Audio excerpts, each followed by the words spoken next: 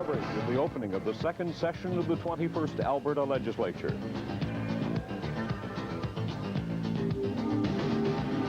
Good afternoon, I'm Darrell Jans. And I'm Daphne Little.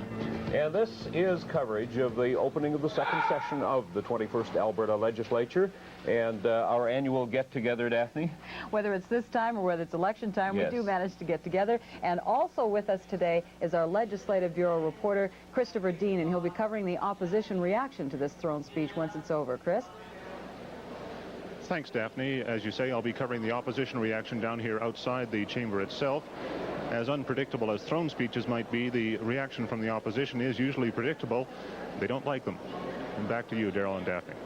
Well, another thing that is consistent, of course, is the pomp and pageantry that goes with the opening of any legislative session in the British system. And here in Alberta, we still have all of that accompanying the entrance just a short while ago of Lieutenant Governor Helen Hunley. Yeah, it was just about a half an hour ago. We'll take a look at the tape right now as Helen Hunley arrived at the Alberta Legislature, and her guard of honor is supplied by CFB Edmonton, the band of the Northern Alberta Militia District, the Loyal Edmonton Regiment. And for the first time, a woman commander in charge of the honor guard. Very timely when you consider it's this year, for the first time, Canada has appointed a female general for the Canadian Armed Forces. Yes. So we're seeing a lot of women represented in the military. And though Edmonton is still a lot chillier than Calgary, Ms. Hunley in her spring finery. You know, when you're talking about spring finery, usually when we see the rotunda at these opening sessions of this spring legislature, the rotunda is just covered in flowers and blossoms. And this year, they didn't have as many flowers out there. I suspect restraint probably has something to do with that, because flowers are not exactly inexpensive. That's true. And just before she arrived inside the House, or actually at the same time, there was a 15-gun salute outside. Yes, always a very stirring experience, though we never get outside the studio to see that. We're always sitting in here. We hear the guns outside, and I'm Right. always tempted to run out. I used to live, I was telling you earlier, in Garneau, just across the high-level bridge from the legislature, and I used to run over to the legislature when the gun salute was... Certainly an exciting time, and the pageantry that goes with the opening of a legislature or a parliament in the British system is something I think that we as Canadians, as members of the British Commonwealth, have something to be proud of. And there you see, not only is the commander a woman, but quite a few women in the honor guard as well, something we did not see when I first started covering these 14 years ago. I was going to say, just a few years ago. You weren't going to confess that, I thought. Oh, well, this is my 14th, and it has always been exciting to me, something that I have thoroughly enjoyed. There you do see certainly some flowers around the fountains, but as you mentioned, Daphne, not the proliferation of them that we used to have. I think last year you could hardly move for the flowers. It was spectacular, really beautiful to see. It really was. And unfortunately, the day isn't as nice as we thought. The weatherman said it was going to be, what, about 12 degrees in Edmonton today. It never reached that. I think it was still on the minus side, or just around zero. Of course, Calgary's much nicer. Well, apparently the front got stalled somewhere between here. Somewhere around Red Deer. Right. Let's blame it on them. Okay. Very impressed with the turnout. Please pass on my comments. Here you hear her comments to one member of the honor guard. And as I said, they're the Northern Alberta Militia District Loyal Edmonton Regiment from CFB Edmonton.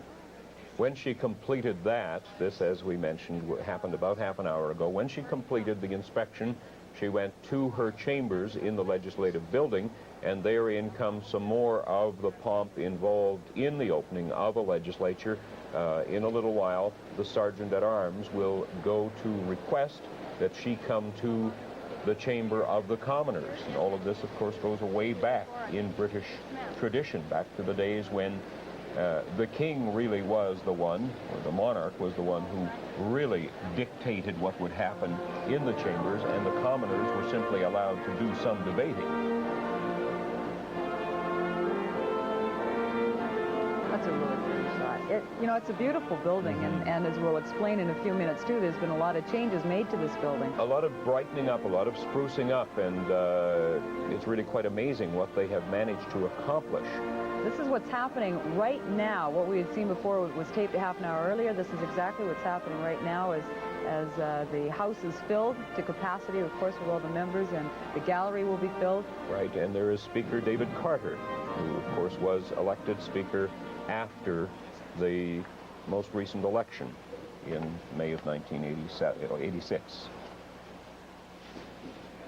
For many years before that, the position had been held by Gerard Amarongan. Mr. Amarongan, of course, one of the government members who went down to defeat in that NDP wave that hit this part of the province in the election. Now, there was quite a dramatic change, and of course it's changed the whole look of the House. It has, very dramatically. And not only that, not only have they had to rearrange seats, but the House itself has changed.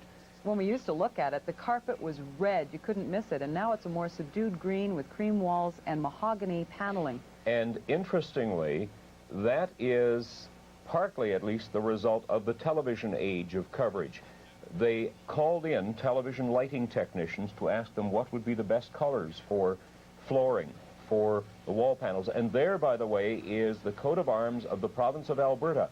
That Speaker's throne, until a few months ago, had the Canadian coat of arms up there. That has now been removed and moved over to a meeting room next door called the Confederation Room, and the Speaker's throne now has the Alberta coat of arms for the first time. And a lot of these changes will have to add the new carpet, the new seating, the new walls, is because of the 75th anniversary of this building. That's right. On September 3rd is the 75th anniversary of the opening of the Alberta Legislative Building, and there will be a rather large birthday party. Mr.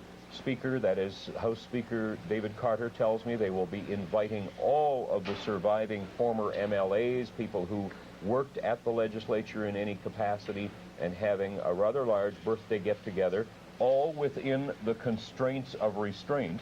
But they will try to bring everybody back here, and one of the reasons that they decided now was the appropriate time to redo the chamber was because of that very fact that they had that big celebration coming up. And as you mentioned, restraint, in case the public doesn't know yet, there was some $825,000 was spent renovating the inside of the House. Which, when you look at what they accomplished, does not seem like a great deal. And as Mr. Carter explained to me this morning in a tour of the facilities, he said in the days of the boom, we could not possibly have done it for anywhere near that price. For under $1 million, yes. And also you will notice at the base, the marble base of the House, that was covered before. You didn't even see that green marble down at the base. Now, there is Oscar Lacombe, the Sergeant-at-Arms, bringing in the official party, including the Premier and the Lieutenant Governor. And you'll also notice former Edmonton Police Chief Robert Lenny, who will soon be on his way to Winnipeg. Right. And there was one quick shot of former Calgary Police Chief Brian Sawyer, who will be leaving the Ombudsman's office soon. There are going to be a lot of changes. Yes. That's a beautiful fanfare announcing the arrival of the Lieutenant Governor, and as in days of old, the Sergeant-at-Arms has to escort the Queen's representative into the chamber in order to read the speech from the throne.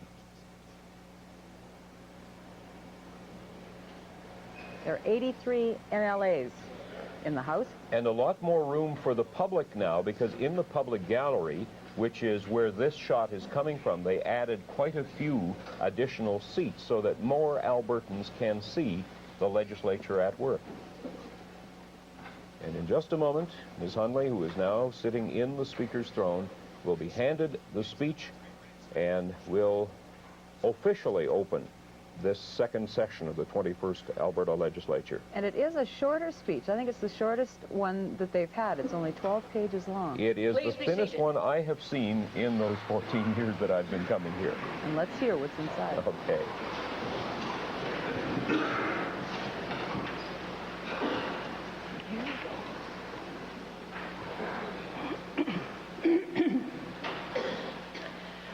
Mr. Speaker and members of the Legislative Assembly, I have the honor to welcome you to the second session of the 21st Legislature of the province of Alberta. During this session, my government will bring forward legislative and budgetary priorities that will be an agenda for action in employment, education, and for our key industries of agriculture and energy. Proposals to vigorously promote and continue the diversification of the Alberta economy will also be presented. 1986 was a difficult year for many Alberta families. My government is concerned about the hardship created by unemployment and weakened business conditions, especially in energy, agriculture, and construction. To protect Albertans, assistance was provided by my government's broad range of programs for agriculture, energy, and small business. These initiatives included the Farm Credit Stability Program, comprehensive energy industry incentives and royalty reductions, and the Small Business Term Assistance Plan. 1986 also saw government revenues decline and produce a large budget deficit, a direct result of the sudden drop in international oil prices.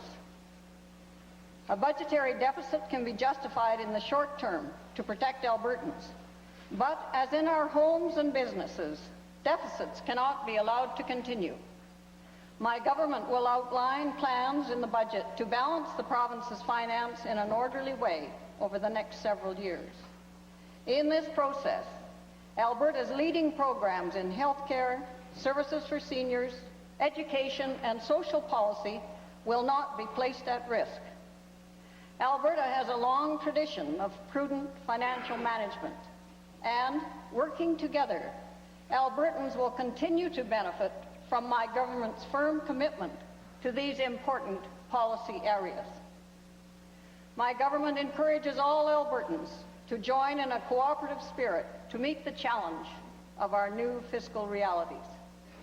At the same time, these new realities can bring out the best in Albertans, as together we seek new answers and new innovations to assure the greatness we know Alberta can achieve.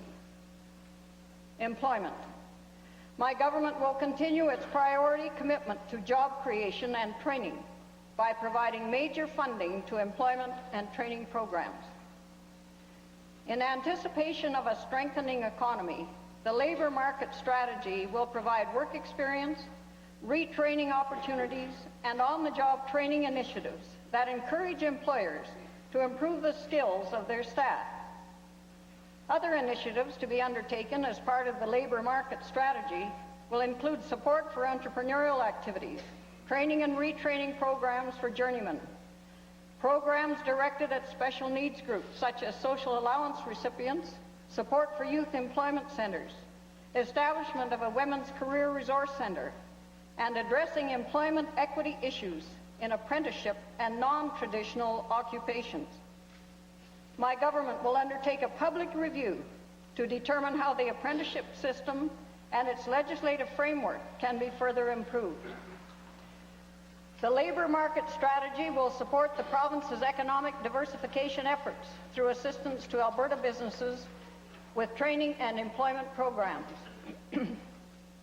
The strategy's short-term goal will be to address cyclical unemployment through the use of wage subsidies. Its major longer-term emphasis will be to support stable economic growth and address the impact of changes in Alberta's economy by providing training incentives and support for the private sector. Agriculture. My government will continue to strongly support its priority for agriculture in Alberta. In 1986, total realized net income of Alberta farmers and ranchers increased to $713 million. This increase is attributable to lower operating expenses, somewhat lower depreciation charges, a healthier livestock sector, and substantial government program payments.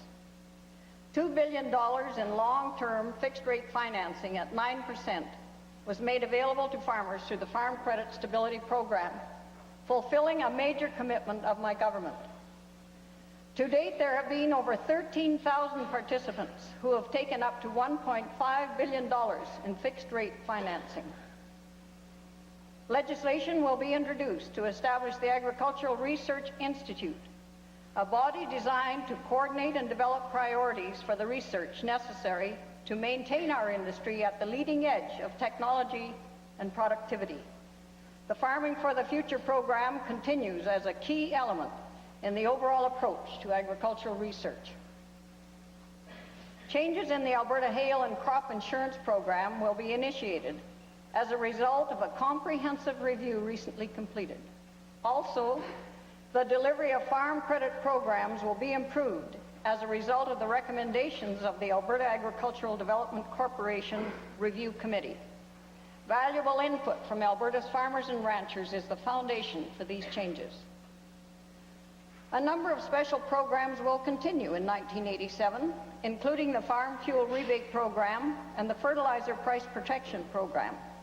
The Feed Grain Market Adjustment Program will be renamed the Alberta Crow Benefit Offset Program to more properly reflect its purpose and intent. My government will play a major role in presenting Alberta's position on agriculture in the bilateral and multilateral trade negotiations. My ministers of agriculture and federal and intergovernmental affairs will continue to work aggressively to ensure that the concerns of Alberta agricultural producers are well served and at the forefront of these negotiations. Energy. International crude oil prices have recently recovered to the $16 per barrel range, improving the outlook of the oil and gas industry in Alberta. As the industry gains confidence in the stability of the new price level, investment in the conventional industry will increase. The combination of fiscal changes my government has made, the reduction in finding and drilling costs, and higher prices make exploration and development in Alberta more attractive than anywhere in North America. My government recognizes that the conventional industry alone will not generate sufficient new oil reserves to prevent Canada from becoming dependent on foreign supplies in the 1990s. Positive measures are required to encourage the development of major new oil projects. There is a role for governments, which can take a long-term perspective on the industry to expedite such projects so that their production will be available when needed. Now is the time to plan and develop these major projects, and my government invites all those who have interest in potential oil sands and heavy oil projects to bring specific proposals forward for consideration. Alberta Resources can provide the domestic crude oil supplies to meet future Canadian requirements. To encourage continued development of Alberta's natural gas reserves, my government will continue to monitor the progress of gas deregulation to ensure that the market operates fairly and that the Alberta gas industry has access to markets. Education and advanced education. My government will recommend to the Assembly new legislation that will provide a solid framework for the future of education in Alberta. The new School Act will be the culmination of extensive consultation with Albertans and reflects the many opinions and views expressed from all parts of the province. While recognizing the need for fiscal restraint, every effort will be made to assist school boards to maintain the excellent quality of education that Alberta students currently enjoy. The Advanced Education Endowment and Incentive Fund, announced in the 1986 throne speech, is off to a very successful start. To date, over $20 million has been pledged by individuals and private businesses to form endowments and to support operating and capital projects. This fund encourages community support for Alberta's public post-secondary education institutions. Building will continue for the future. 2 capital projects will proceed this year, funded in part by the endowment fund. They are the Jean and Peter Lougheed building at Banff Centre and the recreation building at the Vermilion campus of Lakeland College. Construction will commence on the Lloydminster campus of Lakeland College, on Phase 2 of the Grand Prairie College, on a new Slave Lake Community Vocational Centre, and on major renovations to Corbett Hall at the University of Alberta. Economic development and trade. My government's priorities in the economic development area will emphasize small business, trade, and diversification. Strong service and manufacturing sectors related to tourism, new technology, and engineering will be encouraged. In 1986, the Alberta Small Business Term Assistance Plan offered eligible small businesses term loans up to a maximum of $150,000 at a fixed rate of 9%. The plan was so well received by the small business community that the original $750 million funding was increased to over $1 billion. In this unique way, my government provided the stimulus necessary for small businesses in the province to achieve financial stability and realize their growth potential. The Alberta Small Business Equity Corporations program received additional funding of $9 million in 1986, which has led to the commitment of $30 million of private sector capital in the coming years.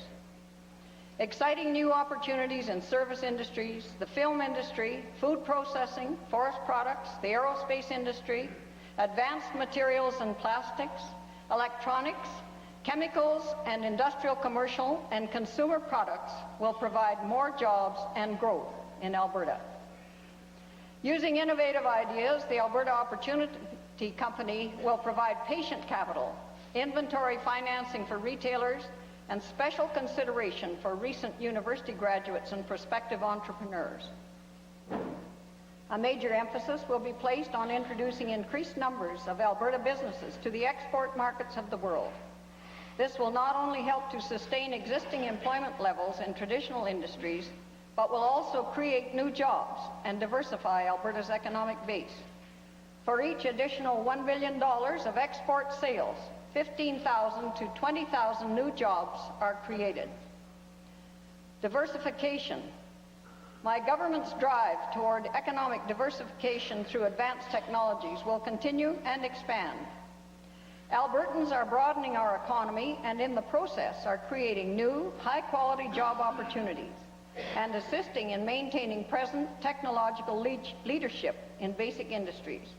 The highly successful joint venture program of the Alberta Research Council, in cooperation with private sector companies, will continue to offer Alberta companies outstanding resources in basic and applied research. Strong emphasis will continue to be placed on assisting entrepreneurs and small companies in Alberta to bring their inventive ideas to the marketplace. An important element of this emphasis is achieved by cooperation between government, universities, and industry. In the past year, facilities of the Alberta Microelectronics Centre were opened in Edmonton and Calgary, and the Electronic Industry Information System was launched. In addition, the Alberta Telecommunications Research Centre was expanded. New quarters for Alberta Research Council were officially opened, and the equipment was installed at the Alberta Laser Institute. Our universities, colleges, and technical institutes continue their commitment to excellence in research, teaching, and community services, training Albertans who can compete internationally in new technologies, science, innovation, entrepreneurship, tourism, and business administration. Development and diversification of Alberta's forest resources and other renewable resources continues to remain a high priority of my government. In order to provide long-term meaningful jobs for Albertans, several capital projects involving new forestry manufacturing facilities were completed in 1986, while others were started and are currently underway. Construction of Canada's first thermomechanical pulp mill using hardwood has begun in Whitecourt and will provide employment for 365 people. The new oriented strand board plant at Drayton Valley, producing an Alberta-developed product, will employ 350 people in mill and harvest operations. Construction of a major sawmill, also at Drayton Valley, will employ 100 people. Canada's first medium-density fiberboard plant at Blue Ridge started production in 1986, creating 65 new permanent jobs. Additions to the Grand Prairie and Hinton bleached kraft pulp mills are currently in the planning stage. Tourism. Increased growth in the tourism industry means employment opportunities, commercial stability, and economic diversification. My government recognizes the vitality and potential of tourism and will continue its commitment to making Alberta a four-season world travel destination. Vigorous and effective marketing initiatives in 1987 will draw visitors to exciting new facilities and attractions. Many existing facilities will be upgraded. Career opportunities will continue to be a high priority. To encourage the development of a skilled and motivated workforce, my government will establish the Alberta Tourism Education Council as a joint venture with the private sector. The council will be chaired by a member of the Legislative Assembly and will include representation from the tourism industry, educational institutions, and the Department of Tourism, Advanced Education, and Career Development and Employment. Labor. The broadly based Labor Legislation Review Committee, representing unionized employees, management, and the general public, released its final report on February the 17th, 1987. My government will introduce a new labor code which will place Alberta at the forefront of labor legislation across Canada. The code will serve as the basis for a fair and equitable relationship between all employees and their employers, recognizing their commonality of interest. It will also provide the framework for the stable labor relations climate essential to encourage the investments for the diversification and continued growth of the Alberta economy into the 21st century. Consultation with the Alberta Union of Provincial Employees has led to the establishment of the Employee Flexibility Assistance Program to minimize difficulties for individual employees affected by the downsizing of the public service. The features of this program are the Early Retirement Incentive Program, the Counseling Services Program, and the Employment Options Program. My government's commitment is to a fair and cooperative relationship with our public servants. Health and social services. My government will propose a wide-ranging review of the hospital system in the province, leading to appropriate changes in government policy, which will give hospital boards greater flexibility and control over their operations. The review will include an inventory of the number and types of beds in our hospital system. The conversion of some active treatment beds to the needed auxiliary care beds, particularly in rural Alberta, will help to meet the needs of our senior citizens. The ambulance system in the province will be thoroughly examined by a Minister's Advisory Committee, and recommendations will be made for suggested changes. New initiatives will be introduced to encourage greater awareness of the costs of our health care system and the responsibility of each Albertan to ensure that the system is used effectively and that we continue to enjoy one of the best health care systems in North America. A new Mental Health Act will be introduced during this session of the legislature. The proposed bill will emphasize the rights of patients. My government will recommend new programs in children's mental health. The public and organizations most involved in issues affecting children and families will be consulted. The Provincial Mental Health Advisory Council and the Regional Mental Health Councils have been given the responsibility for coordinating this initiative. My government's strong public health immunization program will be expanded with the introduction of a new vaccine to protect our children against Haemophilus influenza B, a disease which causes meningitis and other serious infections. The new vaccine will be administered to 2-year-olds throughout the province by the 27 local health units. The need for more information to protect workers from the harmful effects of chemicals in the workplace is a concern of my government. A consensus had been reached among the federal, provincial, and territorial governments, which will lead to the implementation of a nationwide workplace hazardous materials information system within the next 2 years. Safety in the drilling and well servicing sectors of the industry is another priority of my government. This commitment to the safety of workers in the oil and gas industry is being fulfilled in the construction of a world-class petroleum industry training center this year. As a caring society, Albertans recognize that there are fellow citizens who, through no fault of their own, as a result of disability or financial adversity, find themselves in need of assistance. My government continues to have a strong commitment to people in need. My government is also committed to the family as the social strength of our communities and recognizes the ability of individual Albertans to take responsibility for their own lives. New ways will be sought to ensure government social support programs encourage individual initiative and strong family units. Albertans and my government are strongly supporting the Rick Hansen Man in Motion campaign, and all Canadians are proud of his original way of creating the awareness in people all over the world of the needs of the disabled. Native Affairs. My government places a high priority on the transfer of Métis settlement lands to the Métis people of the province. Through consultation, much progress has been made towards the adoption of new legislation to replace the present Métis Betterment Act. My government, in cooperation with the federal government, will be proceeding to take steps to implement the agreement recently signed with the Cree Indian Band at Fort Chipewyan, settling the largest outstanding treaty land entitlement in the province. Initiatives will be taken to assure that any Native community that has the desire to establish full-service policing is provided the opportunity to achieve this objective. My government, in cooperation with the Métis Association of Alberta, has begun an experimental program of regional funding of programs intended to promote employment, education, and training among Métis in all areas of Alberta. My government will also proceed this year with new agreements which will ensure Indian bands have responsibility for the provision of child welfare services to their members. Attorney General and Solicitor General.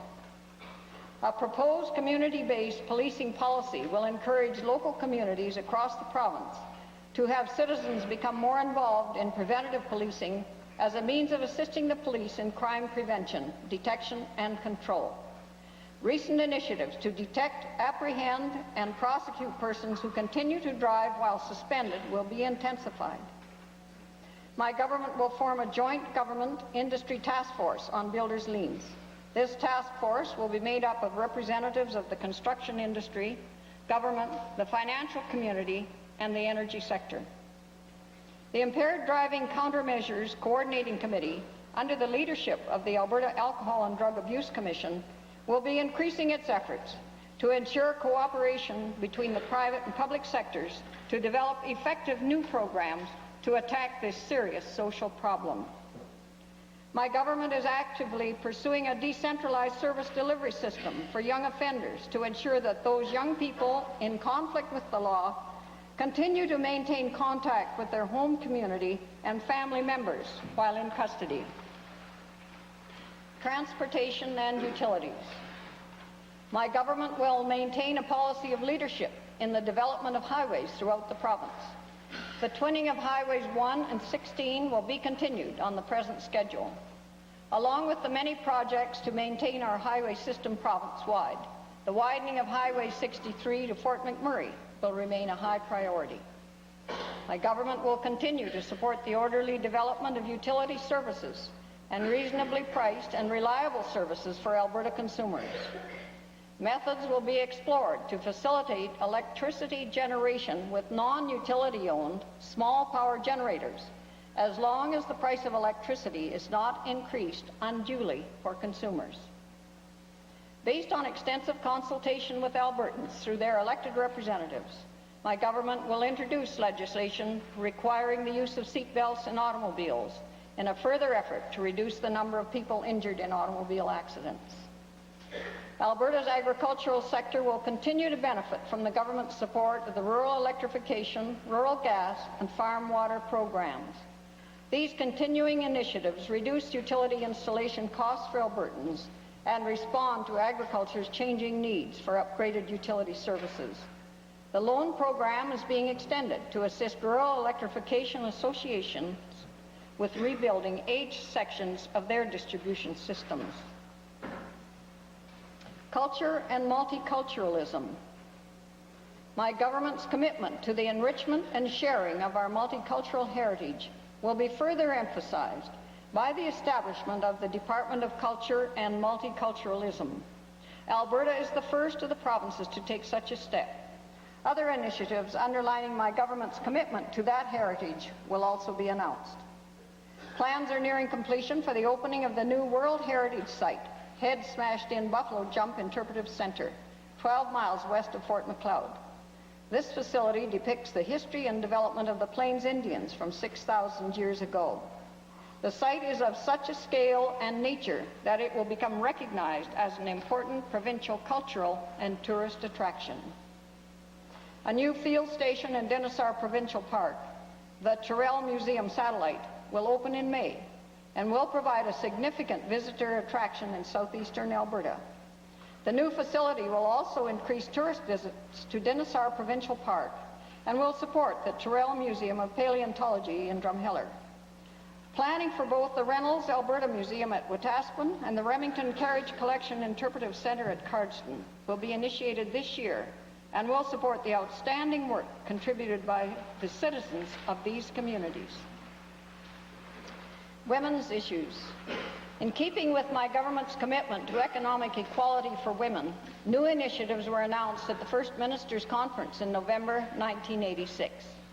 My government will improve education and training opportunities for women by increasing awareness about the changing roles of women in our society and removing obstacles which prevent women from enjoying a wider range of career alternatives. New initiatives to encourage young women to consider careers in non-traditional occupations will be developed. These include mentor programs and special initiatives based in public schools and at the post-secondary level. The Alberta Advisory Council on Women's Issues is now established and meeting regularly. The Council will be instrumental in bringing the ideas and concerns of women to the attention of government. Environment. My government recognizes the importance of ensuring that Alberta remains as Canada's environmental leader. Alberta was the first jurisdiction in Canada to create a Department of the Environment, and my government will continue its determination to achieve the protection, improvement, and wise use of our environment now and in the future. Our quality of life is dependent on the environmental quality of our water and air. With the opening of the Special Waste Management Treatment Facility near Swan Hills, Alberta will become the only jurisdiction in Canada with a fully integrated special waste treatment facility. My government will strengthen its commitment to safe and efficient waste management practices by improving the Waste Management Assistance Program and will continue the Help End Landfill Pollution Program.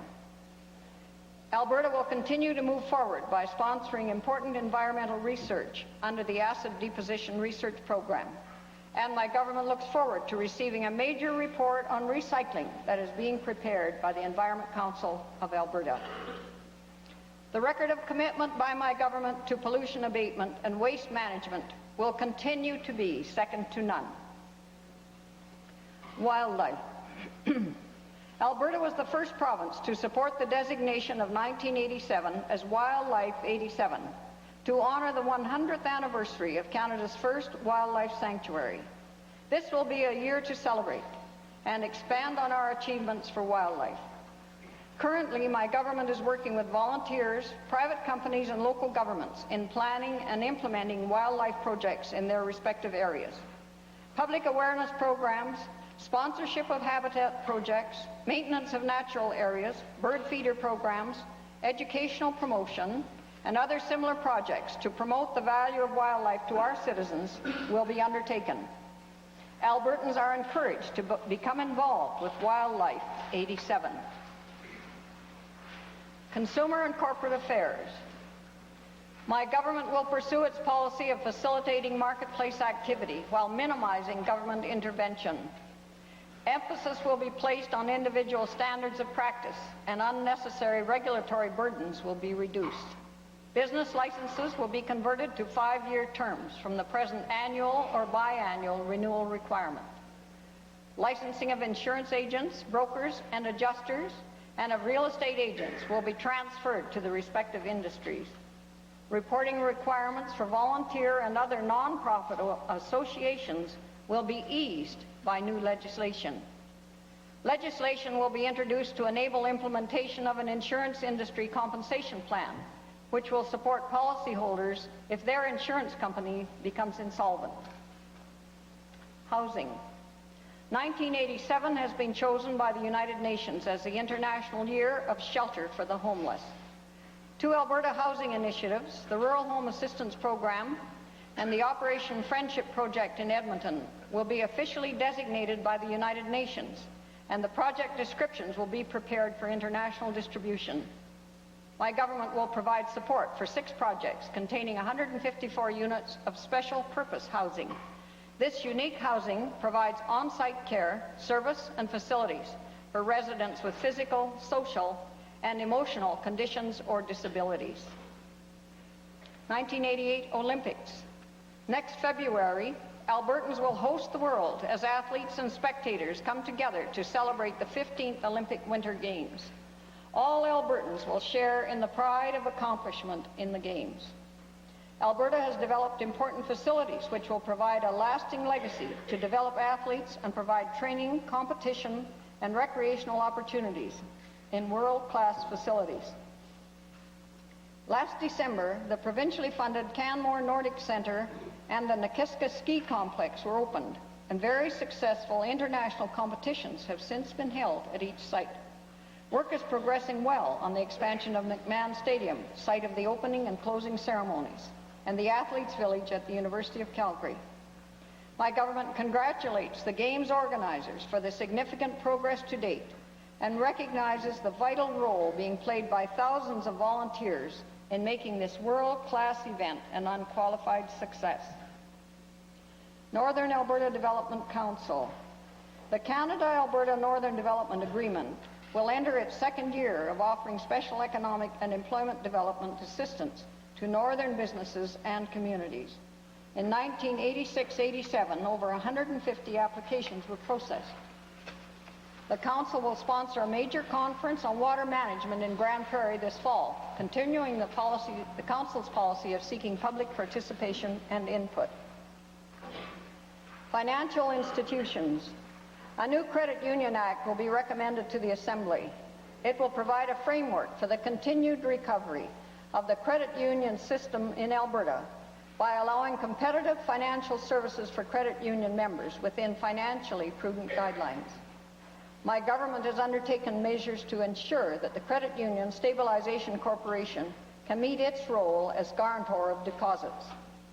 The budget will reflect the assistance being provided by the province to remove the foreclosed real estate from credit unions in difficulty and to provide financing assistance for the deficits incurred by individual credit unions. These measures will enable credit unions with viable business plans to return to profitability and emphasizes once again my government's assistance to over 470,000 Albertans who are depositors in approximately 250 branches in Alberta. Federal and intergovernmental affairs. In Canada's federal system, the promotion of a vital national economy requires the support and cooperation of all governments. The policies and programs of the federal government in areas such as international trade, tax reform, agriculture, and regional economic development will have a significant impact upon the social and economic vitality of the province. My government is determined that Alberta receive its full share of the benefits of Confederation. Alberta will participate actively in all discussions with other governments aimed at reforming the Constitution and will urge the federal government and other provinces to undertake discussions leading to a reformed and effective Senate. Alberta will continue to expand its trade horizons. My government will stress the importance of continuing the First Minister's Agreement on full provincial participation in the trade negotiations. This will ensure Alberta's interests are recognized and achieved in the Canada-United States trade talks, as well as in the multicultural trade negotiations, which are now underway under the General Agreement on Tariffs and Trade. These international trade negotiations are of major importance to the continued and future economic well-being of Alberta, particularly during this time of increasing protectionist pressures in the world. My government will vigorously support the efforts of the Alberta private sector to create jobs in expanded export markets and to protect the jobs dependent upon our current exports. As a result of consultation with the Association of Municipal Districts and Counties, a proposal will be considered to provide for greater equity in the property taxation system in rural Alberta. My government will continue to stress the tremendous potential of our province. Albertans are strong, proud, and resourceful. Building together on a foundation of healthy families and communities, we will strive for the promising future that will be ours. Members of the Legislative Assembly, in due course, you will be presented with the budget estimates. You will be asked to grant the necessary funds for the operating services and expenditures authorized by the legislature and to endorse a program of capital financing for the Government of Alberta. I leave you now to the business of the session with full confidence that as elected representatives, your debates and your votes will reflect your understanding of the public interests of all people of Alberta. I pray for your wisdom and strength in your deliberations.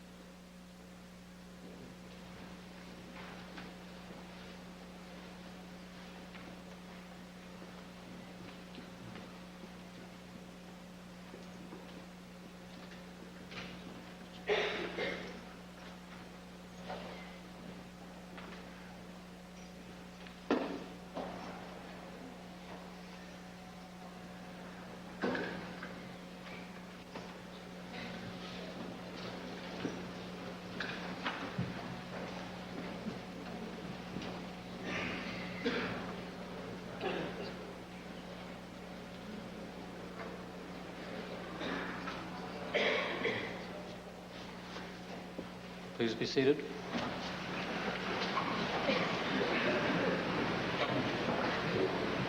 And that concludes the shortest throne speech we have had in quite some time. A far cry from the days when we went overtime. That's right. And with the reading of the throne speech by the Honourable Helen Hunley, Lieutenant Governor of Alberta, we get an indication of the direction the government wants to go. It looks pretty stand-pat. But have you been buckling your seatbelt lately? Occasionally. Occasionally. What's interesting, one of the MLAs, I had a strong indication a few weeks ago that this was coming. One of the MLAs told me that he had done a survey of his riding, found that a fairly substantial majority of members of his riding wanted seatbelt legislation, but were not buckling up at this time. They said, make me. Yeah, well, it looks like the government is going to make us buckle up. That was one of the things that was listed out in the throne speech, that they would be bringing in legislation to bring in mandatory seatbelt use. Not a private member's bill. It looks like the government is going to give full backing, and if the government gives full backing, it's pretty well assured that we will be buckling up. So no more groping for the seatbelt when you approach the Saskatchewan or BC border. That's right. You're just going to have to wear it wherever you go pretty well in Canada. I think it's all coast to coast now, seatbelt legislation. Right. Then the new labor code, another of the highlights of this throne speech, and that, of course, based on some of the labor unrest we've had in this province. And based also as well on Ian Reid's Labor Review Committee, which traveled the world to look at labor laws in other areas and across Canada, and has made some recommendations. And there are also promises concerning job creation in the tourism sector and various other parts of the economy. There's a lot of talk of job creation, but we'll have to see what's going to happen in the next little while. Of course, the opposition will be anxious to see what's going to happen. And also, they're talking about the establishment of a women's career resource center. And this would address employment equity issues, as they said in the speech, in apprenticeship and non-traditional occupations. And I feel this might be coming out of the Women's Secretariat that was formed last year. Interesting that, though, was not mentioned in the Women's Secretariat section. No, it was mentioned under employment, which I guess is half a dozen to one and whatever it is.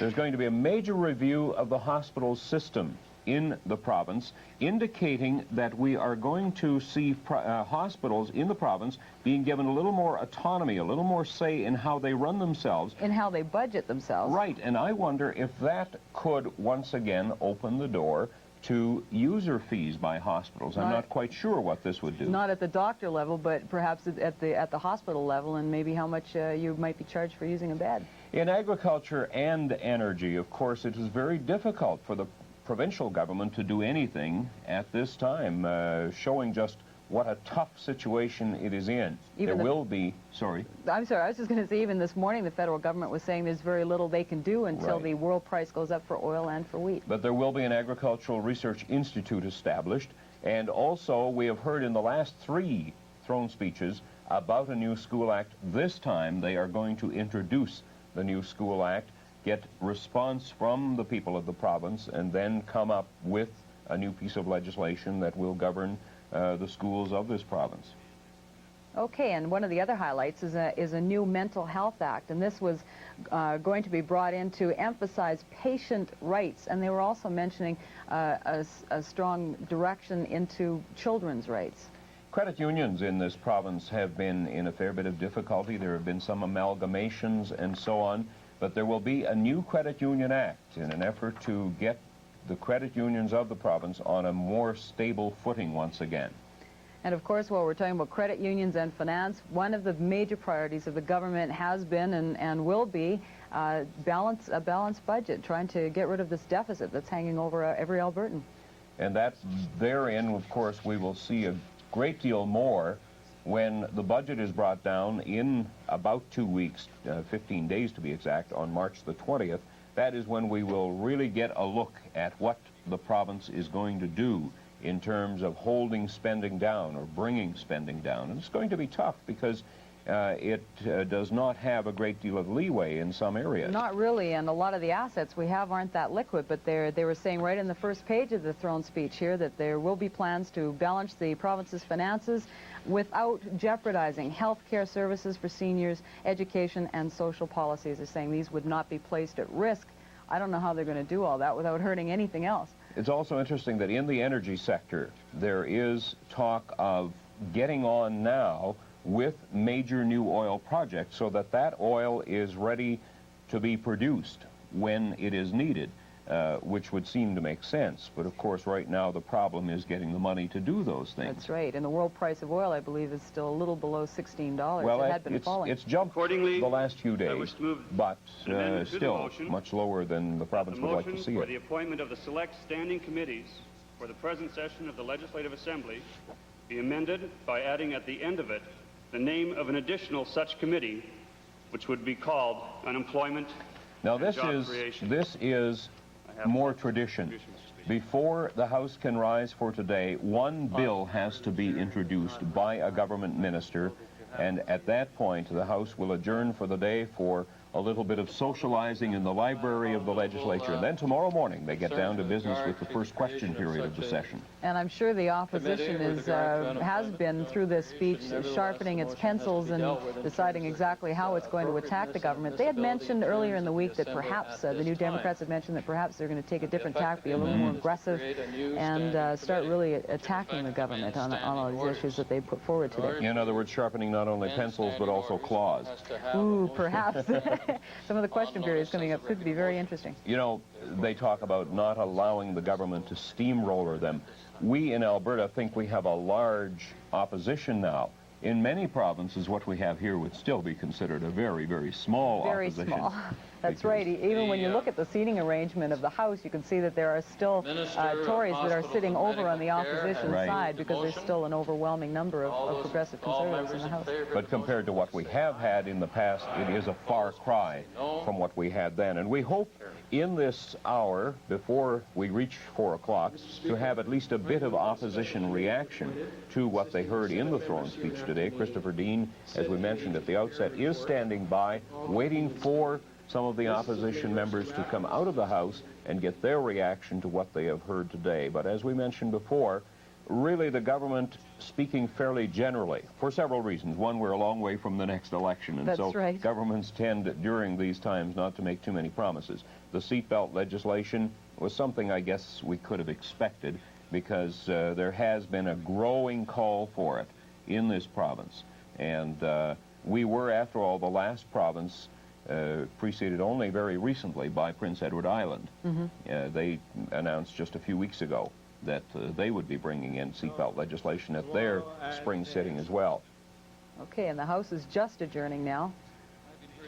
So that should mean that we would have Mr. Martin, the New Democrat leader, also Nick Taylor, the Liberal leader, out fairly shortly, we hope, for a bit of reaction on the throne speech. I think the new look in the House is very nice. It is. It's very attractive. The green carpeting, the paneling on the walls, and they certainly shined up the old green marble. That's right. And we might want to add, we didn't get a chance to mention it before, but I had asked earlier where all the old seats had gone, because they replaced all the old seats with new ones.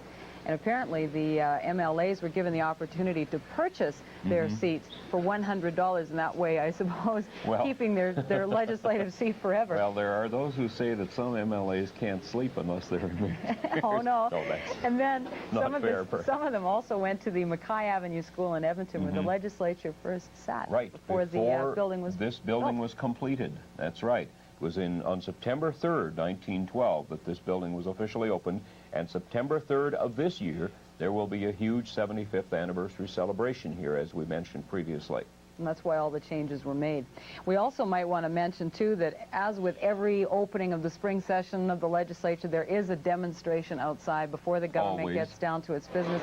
And today, there was no exception at all. There were approximately a couple of hundred, maybe under, of the Dandelion organization. This is a grassroots organization, and these people are unemployed and, of course, protesting the jobless situation. But from what I understand, Fred Kazikoff was out looking at that situation earlier, and he was saying that it was a really subdued demonstration. There wasn't the great chanting and carrying on as there had been in previous years. No, I watched it very briefly as well, and no, it was really quite subdued, and we've had some rather lively ones in the past.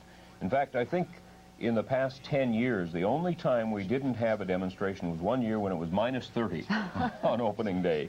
Other than that, there seems to be that annual demonstration, but it did not seem to have a great deal of gusto this time. And there were a few organizations that had said that they would be here, and then they just weren't here, and it just didn't have the fervor of some of the demonstrations from earlier. And Chris Dean is now standing by with some reaction from the opposition. Chris? Thanks, Daphne. I'm here with Ray Martin, the leader of the official opposition, the leader of the New Democrats. You must be gratified, sir, to see at least the introduction of seatbelt legislation promised in the throne speech. Yes, I'm gratified to see that they finally got enough political courage to bring that in. But I have to say that that's the only thing I'm gratified about. I could sum up generally this by saying two words. It's complacent and disappointing.